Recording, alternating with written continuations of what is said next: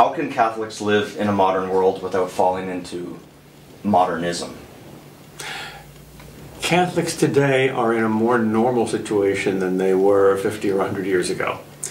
They're always in a countercultural situation. The world is never going to be totally redeemed this side of heaven. So Catholics being on the outs with the world makes them, or can make them, more Catholic. When Daniel's in the lion's den, he's stronger than when he's in the king's chambers.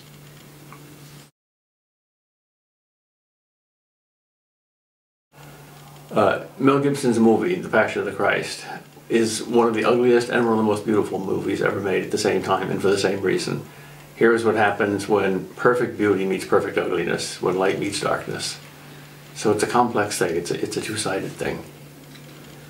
But what's most beautiful of all is spirit, attitude. And when charity embraces even the one who is evil, although it doesn't embrace the evil for the sake of love, the very ugliness of the one that's embraced elicits greater beauty in the charity of the one who embraces him. In other words, if you love the sinner even more because of his need and his sin, as God does to us, that's the most beautiful thing in the world. That's what a saint does. Could we call that movie sacred art?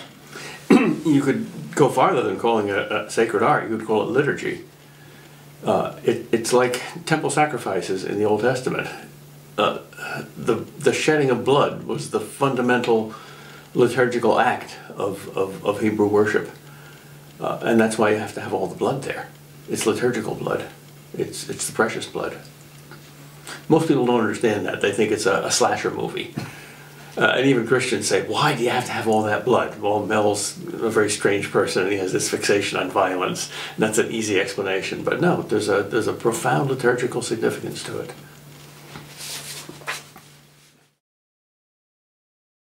Well, Plato's a complex figure.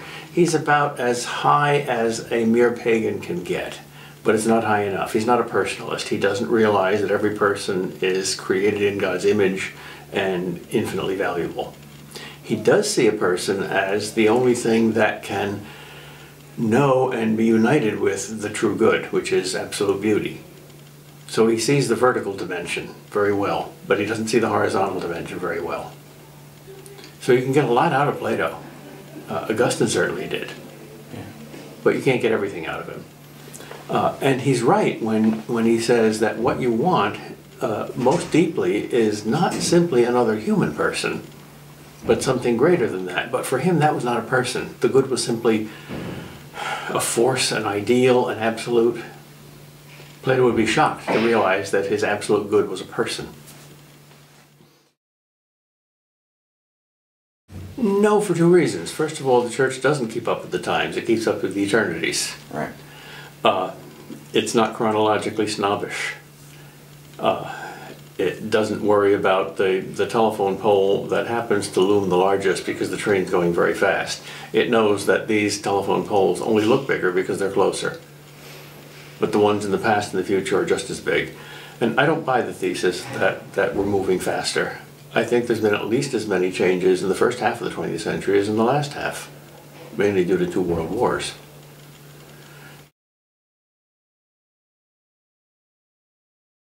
Thomas Aquinas says we only need to know 3 things. And the Apostles' Creed, the 10 Commandments, and the Lord's Prayer tell us everything we need to know. The Apostles' Creed, the simplest and earliest and shortest creed, summarizes what is true. And the 10 Commandments summarize what is good. And the Lord's Prayer summarizes what is desirable or beautiful. So the creed tells us what we must believe. That's the object of faith, truth. The commandments tell us what we must love. That's the object of the will. That's good. And the Lord's Prayer tells us what we must hope for. That's what gives us joy. If we use beauty as a correlate to hope, we have the true, the good, and the beautiful as the 3 absolutes. The 3 things every human being wants infinitely and is not satisfied with only a little bit of. We're satisfied with a little bit of food, we're satisfied with a little bit of power, we're satisfied with a little bit of sex, but not a little bit of truth. I'll be ignorant about 50% of truth and knowledgeable about 50%. Nobody says that. I've got a couple of things that are good for me, but I want some things that are not good for me. Nobody says that. I like to enjoy beauty on Monday, but ugliness is okay on Tuesday. Nobody says that.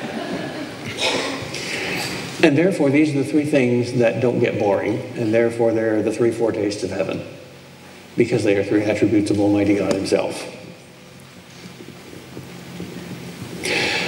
But without God, there really is no truth, because there's no being. God, being, and truth are a kind of progression. Truth means truth about what is real. And if there's no ultimate being, no ultimate reality, then reality is just what we call it. It falls apart ultimately. Deep down, everything is empty. So if there's no truth, there's nothing for either reason or faith to grab onto, so you're a skeptic. And that's certainly one of the deep distresses of modern society, is skepticism. Second, without truth, there's no goodness. Nothing's truly good. Goodness, too, is kind of a fake, or purely subjective. So another aspect of the diagnosis of our society's amoralism. And without goodness, there's really no beauty. Gothic cathedrals were not made by moral skeptics, they were made by saints.